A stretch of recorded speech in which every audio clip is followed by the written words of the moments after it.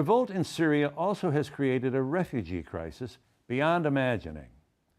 Deborah Amos covers the Middle East for National Public Radio and has reported on the Syrian civil war since it began. She's been in the refugee camps and on the front lines. Deborah Amos, welcome. Thank you very much for having me. Let me share with our viewers two quotes here. This is the UN's High Commissioner for Refugees. Imagine the responsibility of this man. Syria has become the great tragedy of this century, a disgraceful humanitarian calamity with suffering and displacement unparalleled in recent history. Supporting his thunderous description of what's happening there. Tobias Billström, Swedish migration minister. No other conflict on earth today is as terrible as the long and bloody conflict in Syria. That should make many politicians inside and outside the EU think about our responsibilities. I think that Guterres is trying very hard to break through what is almost an overwhelming amount of statistics. It's very hard to take on board 2 million refugees, tenfold in the last year, to make people understand. Whenever I'm out there and I'm in one of these camps or I'm in a small Jordanian town that's filled with Syrians, I come home and I just want to shake people and say, do you understand what's happening out there? Mm-hmm. And I think it is very hard to get the message across about how dire this is, how underfunded it is, and not because countries aren't giving, but because the crisis is so overwhelming. 5,000 people leave every day. 5,000 people in Syria are killed every month.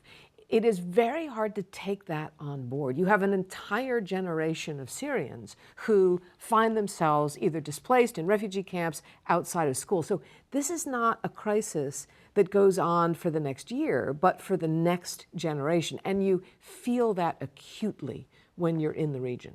Let's just take our viewers for just a moment to a geography lesson here for us all. All right, here is Syria. Mm-hmm. Now, an unprecedented number of people are fleeing Syria, displaced persons, and they're going to the countries surrounding. Where is the hot spot right now? Well, about a year ago, you saw a great number coming down to Jordan. They now have 500,000 since a year ago. The big bulk are in Lebanon, and they went west. This is where 700,000 refugees have settled. Also Turkey, 450,000 people.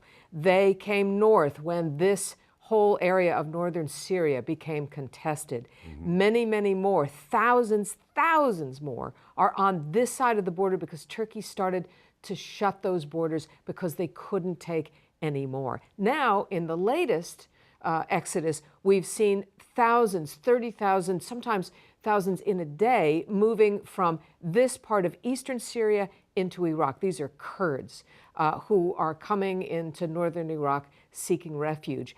Imagine this. You're in this crowd with your family, mm-hmm. and everything you own is on your back. And here's the thing about looking at these pictures. You know that these people have thought about this decision. They didn't get up in the morning and say, gee, it's a bad day and I'm going. They have been through a lot before they decide to get on the road and throw their future into complete turmoil. These people don't know when that they're going to be able to go home. They hardly know what kind of reception they're going to get when they stop. Going to Iraq to escape chaos in Syria. There's something very sad about that. I think that is how bad it was in many of those villages. Here's what's so interesting about Syria, of course. It is a mosaic, and so there's always a sectarian element to this. The people who are going to northern Iraq are Kurds, and they're moving to a place that is predominantly Kurdish. So they are embraced by their own sect, if you will, and they are under attack from two elements, the regime, and radical Islamists who are in that part of Syria. So that's why they left. Now, the government in Kurdistan has pulled out all the stops, to help them, have been resettling them. But there's also something called moral hazard in the refugee business, meaning if you can settle all of those people, then those who are at home who haven't quite made the decision, it's like quite bad enough for them to make that trek, will also think it's better there than it is here. So we may see even more people coming out of eastern Syria. The camp in Jordan, you tell me, is called? Zaatari. Zaatari. Here's Zaatari in November of last year. Here's Zaatari in July of this year. Look at this. And that is the fourth largest, we don't want to say city, but what else will we call it, in Jordan? In Jordan. A year ago, 60 refugees. A year later, 120,000. The trajectory of people who are leaving is going up and up and up, tenfold over the last year. These displaced people are, in some ways, if I'm not overstating it, working class people. Is that so? That is correct. Syria was, let's say, a second-class country. You know, this is not Africa. These are people who were used to having health care and were used to having a vaccination program for the kids for measles and all the other childhood diseases. They were used to going out to dinner on the weekends. And some of them had farms. Deraa, which is the city that flows into this refugee camp, boasts the most college graduates of any place in Syria. You also have, you know, villagers who are part of that refugee population, farmers who are part of that refugee population. So you pretty much have a spread from the top of the line to the poor. So you are right. This is middle-class people who now live in heat and dust and communal bathrooms and communal kitchens, displaced, disorganized, and their children are no longer going to school. And they may have to go to the water tap 20 times a day. Yes. They're in the middle of a desert. This is where the camp was placed. A year ago, that may have seemed like a good idea. Once you get to 120,000, it is not such a great idea because you have to bring all the water in and carry all the waste out. Jordan, as a country, has less, is the bottom 4 countries of no water. It has no water. Zaatari was built on a desert over the Jordanian aquifer. So you can't, not a good idea, so you can't let waste stay in the camp. No. You have to pull it out. And there is no water there, so you have to truck it in. So there's a huge infrastructure to keep this camp going with water and showers and bathrooms and cooking. And the trucks are coming in and out all the time into Zaatari to just keep people hydrated. What I saw the last time I was in Zaatari is people are beginning to put fountains into their enclosures, that there are some organizations, certainly not UN aid organizations, but refugees among themselves have figured out that you can actually get some water, build a fountain, steal some electricity, and have one of these in your front porch where you can cool your fruit, you can sit at night, and you can have some sort of decent life in this refugee camp. How do you steal electricity? There are hospitals in the camp. There's an Italian one, there's a French one, and you steal from their lines. So, in fact, there is a mafia don of electricity. And his workers will climb up on a pole, bring a line up, steal the electricity, and then he gives it out. Some people say he sells it, but he gives it out to shops that have grown up in the refugee camp, to people who want to make, you know, their fountains. Syrians are remarkably resourceful people, remarkably resourceful, probably the best entrepreneurial spirit in the Middle East. What's been interesting to me is to see in the most horrible of conditions that Syrians are Syrians. They have opened an entire street of shops that in the camp is called the Champs-Élysées of Zaatari camp, and you can buy, you know, a fresh chicken, you can buy fruit, you can buy an ice cream cone for your kid. And so, you know, some of these children work, some of the men leave the camp and work in construction in Jordan. If you have the 4th largest city in the country, you are going to have an economy. Human beings will make the best out of any situation, and Syrians have brought their particular spirit to Zatari. There's also crime, there's prostitution, there's child marriage, and there's domestic violence. All the things that happen in any city are now happening in Zatari among these refugees. And let me also make this distinction. There are, and let's just do a little bit of numbers, there are 500,000 refugees in Jordan. Only 120,000 of them live in Zatari camp. The rest of them are in Jordanian cities. There are small towns in the north where 1 out of every 4 persons is a Syrian. That's how many people have come to the country. In Amman, you don't notice it so much, but you go to small border towns in Jordan, and you can hear that Syrian dialect. That's how you really tell.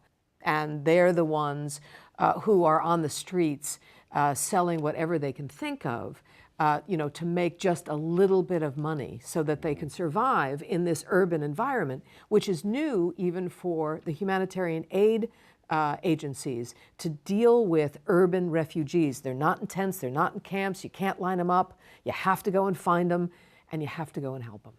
How is Amman adjusting or responding? Jordan's relations with Syria are tense, to say the least. And so King Abdullah, the King of Jordan, has to really walk a fine line. He's an American ally, but he said he will not let his territory be used for any strikes on Syria. He welcomes refugees, but at the same time, he runs a covert weapons and training program for rebels that we have a large hand in. His role is enormously complex and dangerous. He's under pressure because the refugees has strained every institution in his country. Jordanians are tired of standing in line at hospitals because they think Syrians are taking up all of the beds. They are tired of having to pay so much for water because they believe that Syrian refugees are wasting it. It is a very difficult situation for him.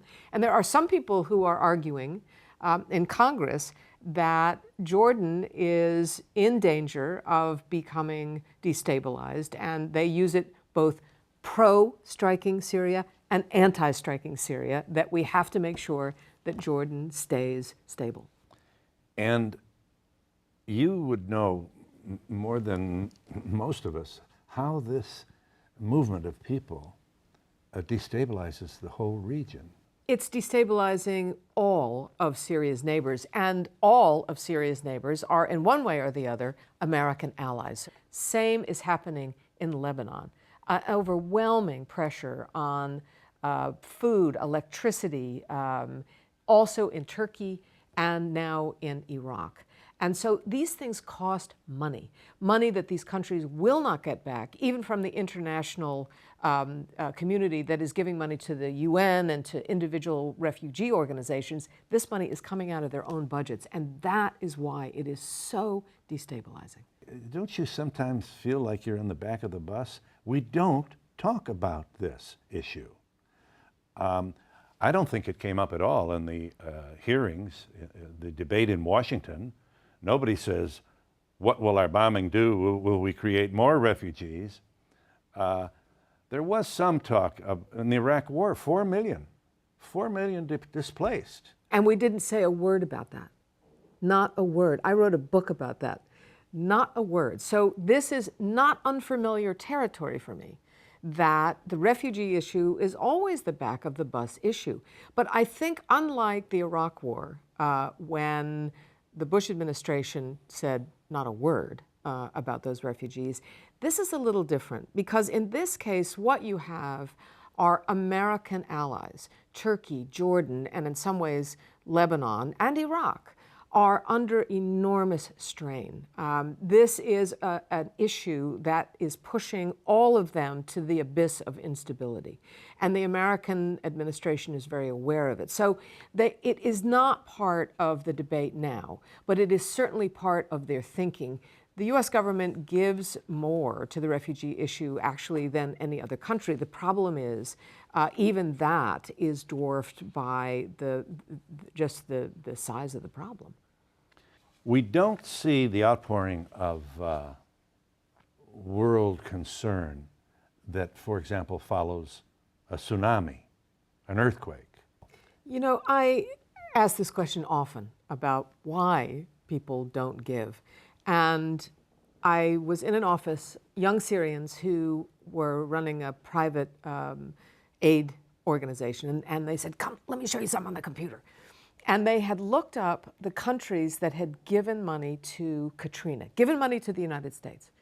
And they said, Afghanistan gave $100,000. Did they give any to us? No.